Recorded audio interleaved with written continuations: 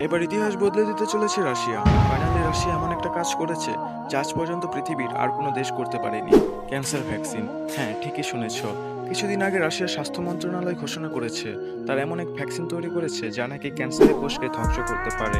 এই ভ্যাকসিন তৈরি করা হয়েছে mRNA প্রযুক্তির দ্বারা, ঠিক সেই প্রযুক্তি যার মাধ্যমে কোভিড-19 ভ্যাকসিন তৈরি করা হয়েছিল। এই ভ্যাকসিন মূলত আমাদের ইমিউন সিস্টেমকে ক্যান্সার কোষকে চিহ্নিত করে দেয় এবং সেই কোষকে আরও বৃদ্ধি পাওয়া থেকে বাধা দেয়। বিশেষজ্ঞরা বলেছে এই ভ্যাকসিন মেটাস্টেসিস বা ক্যান্সারের ছড়িয়ে পড়াকে বাধা দেয়, আমাদের ইমিউন সিস্টেমকে ক্যান্সারের বিরুদ্ধে লড়াই করার জন্য প্রস্তুত করতে থাকে। কিন্তু এই ভ্যাকসিন এখনো মানুষের উপর পূর্ণভাবে প্রয়োগ করা হয়নি। তবে রাশিয়া বলেছে 2025 সালের মধ্যে একে সাধারণ মানুষের জন্য বিনামূল্য করে দেওয়া হবে।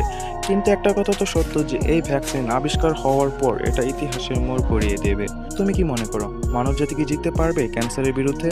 তোমার মূল্যবান মতামত কমেন্টে জানাও। এরকম আরো মিস্টেরিয়াস ভিডিও পাওয়ার জন্য চ্যানেলটাকে